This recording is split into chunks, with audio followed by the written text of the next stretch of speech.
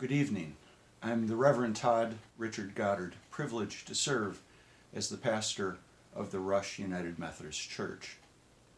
I'd like to say thank you to the leaders of the Interracial Clergy Council, to people from the town of Henrietta and the town of Rush, and to the Rush Henrietta Central School District for the privilege to speak on this wonderful occasion. I am very humbled. When asked 2 months ago, I felt terribly unqualified. This has led me into a season of reflection, discernment, and prayer about race, equality, and justice. I invite you to ask of yourselves the same questions I've been asking myself recently. Where have I come from? And how has God shaped me in my cultural development? What is my role today? Is it to march or to preach or to teach or to pray from the sidelines? Where am I called to right the wrongs of racial inequality for a better world tomorrow? Over the years, I've learned and grown in cultural competency. Some growth has been painful. Other times, I've been gobsmacked with unforgettable insight. I'm a work in progress, so be patient with me and accept my forgiveness when I sin or err. I've tried to make every cultural growth experience an opportunity to make new friends. Born white, living in a white environment, I remember the day that Martin Luther King Jr. was assassinated. I left the house, went outside, and I stood facing the garage, and I wept. As a first grader, I was perceptive enough to know that the man who had gifted the world with the beautiful speech titled "I Have a Dream" before the Lincoln Memorial was the one who insisted upon nonviolence, always, everywhere, and without exception. He was the one who was silenced by violence, the violence of a gunshot, the violence of an angry mob filled with bigotry. Even at that young age, I began to realize the world is not squared with what was being taught in my Sunday school class. A few years later, I found myself at summer church camp, and I was placed in a cabin with inner city kids. Other than the one college-age counselor, we were the only Caucasians in the room. Not only was this my very first exposure to people of color, but I was a minority. I slept on the hat rack in the cabin because I was too afraid to sleep in my bunk. I experienced 5 days of racial fear simply due to my own ignorance and lack of exposure to cultural diversity. I cannot begin to comprehend living a lifetime of fear simply because the color of your skin, the way one talks, or a person's family's background. Comfort my people, the Lord instructs the prophet Isaiah. Do not be afraid, an angel of the Lord tells Mary, the mother of Jesus. But even as a middle school student at church camp, I remember the difficulty reconciling in my mind the reality of cultural inequality with God's desire for people to not live in fear. Treat people justly, and people will live without fear. College was just as white to me as primary and high school. Where were all the people of color? I saw them on the evening news because they were fighting the war in Vietnam. White commanders got interviewed. Black soldiers, they took orders, got shot up. The question in my teenage mind was as black and white as the daily newspaper. Why the inequality? Regrettably, this obvious injustice was for me a disincentive to serve my country in the military. Martin Luther King Jr. came back into my life. I found myself standing before his statue outside the door of March Chapel at Boston University, where he earned his doctoral degree. As I read his inspiring words from the pedestal, I came to an awareness that God was also calling me into ordained ministry.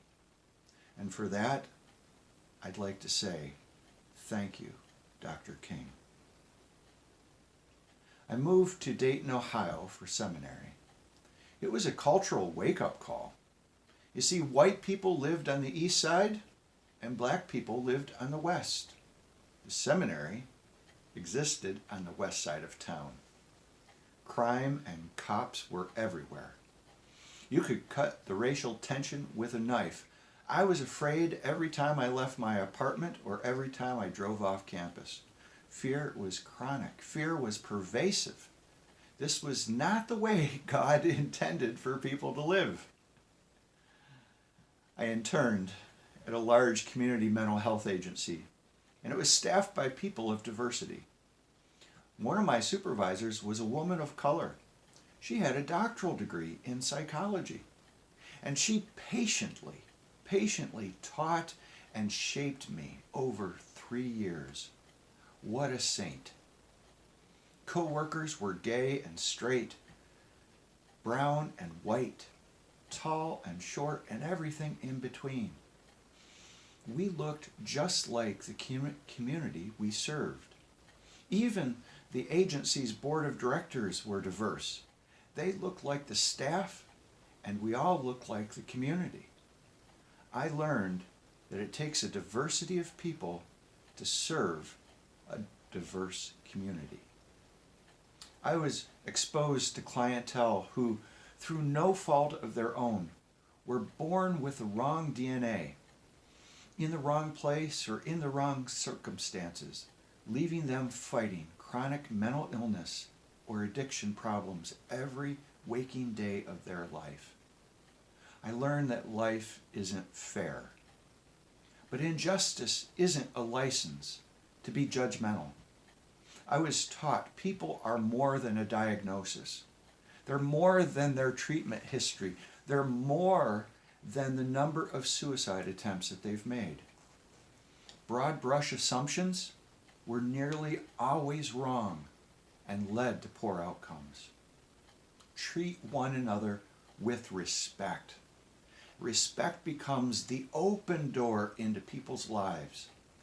Every person has a name. Everyone has a story. Listen and learn, Todd, I was taught. Listen and learn to their story. Dayton, Ohio taught me something else. I observed that even in the poorest neighborhoods, there were community leaders who stood up, who spoke out, and who led efforts to create positive change in the community. These shining stars were often women of color. Most were women of faith. These were the change agents who made for great collaborators and strong community leaders. All of them led with love, and in return, they were dearly loved. It's too bad that we don't ordain, promote, or elect more women of color. 20 years of pastoring in lily white communities sent me back culturally. I resented attending required competency training for clergy. I thought I knew it all. Unless challenged, I failed to thrive. I grew crusty and blind to injustice and oppression that took place right in front of my eyes. I left racism unchallenged. I preached gospel, but I skirted narratives of race, exclusion, or injustice. You can't preach about the parable of the Good Samaritan if you don't address the issue of race. The only way for me to grow in cultural competence is to force myself out of my safe, comfortable suburban neighborhood into a culturally diverse setting. So I went on mission trips to Nicaragua and Guatemala. I was fearful at first, but I grew more comfortable with each return trip. Service to others became my classroom for deepening empathy and understanding. Serve and grow. It's a lot better than the alternative. God blessed me with another mentor and friend by the name of Ralph.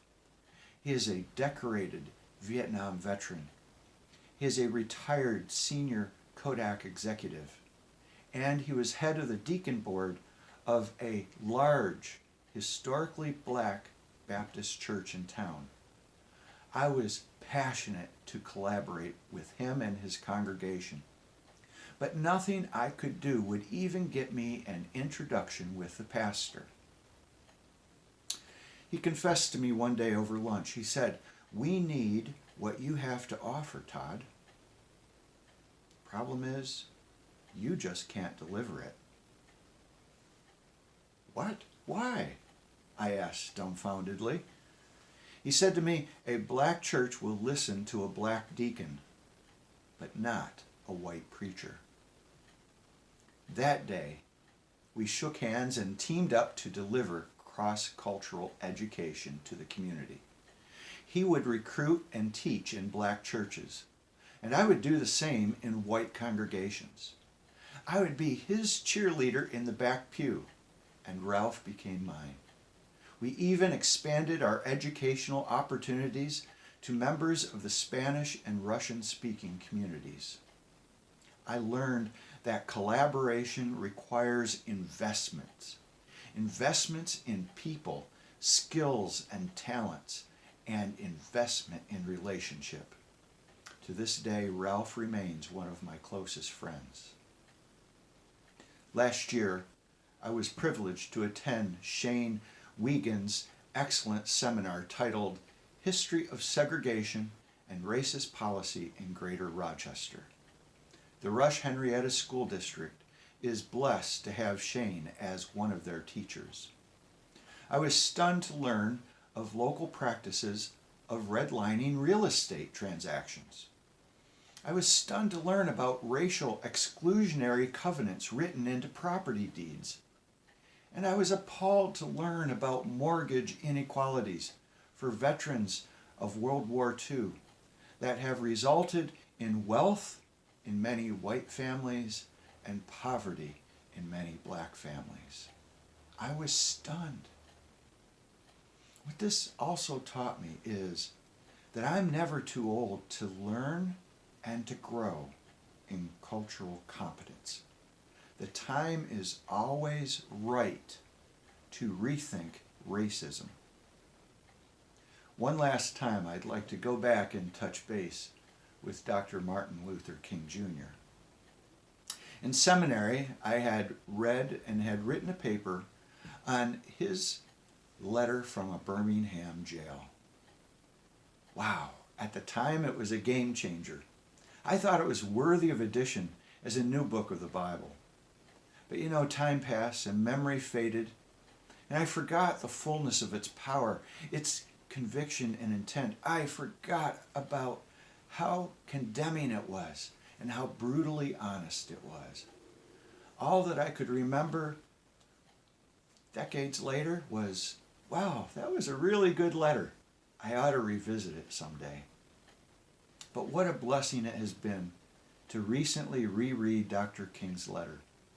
He paints a portrait of America that is stained by injustice, in need of a thorough cleansing. He calls upon white moderates and white clergy colleagues. He calls us accountable for inaction or outright resistance to overturning injustice. He said, wait is only an excuse to do nothing. He calls for nonviolent activism to overturn unjust laws. He cites scholars and authors throughout the ages, and he does so with brilliance. Dr. King describes how the oppressor objectifies the oppressed. And this was decades before the Me Too movement. Dr. King speaks the poetic words of the prophet Amos. Let justice roll down like waters, and righteousness like an ever-flowing stream. He challenges us. He asks, are you a thermometer or are you a thermostat? Is your faith community simply a recorder of ideas and principles of popular opinion, or is your faith community a thermostat that transforms the mores of society? Be the thermostat. Be the change that God is calling you to be. The goal in America in April of 1963 was freedom. The protest in the streets this past summer reminds us all that the goal remains nearly the same 6 decades later. Our nation and our quality of life declines and dies with complacent inactivity whenever and wherever injustice is allowed to remain. In July, I led an online class titled Imagine No Racism. I'm no expert in the field, but I'm daring enough to host the conversation. And I just might learn something new also. I've grown and I've continued to grow. I have fallen short, and at times I've even regressed. For this I sincerely repent.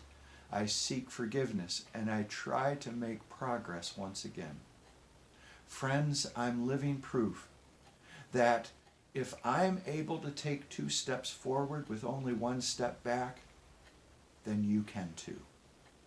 So stand up, step up, speak up. The direction we need to be headed is up. Raise every mountain, fill every valley. Pave a road upward that all might be free. For freedom, Dr. King said, is the sacred heritage of our nation and the eternal will of God. Amen.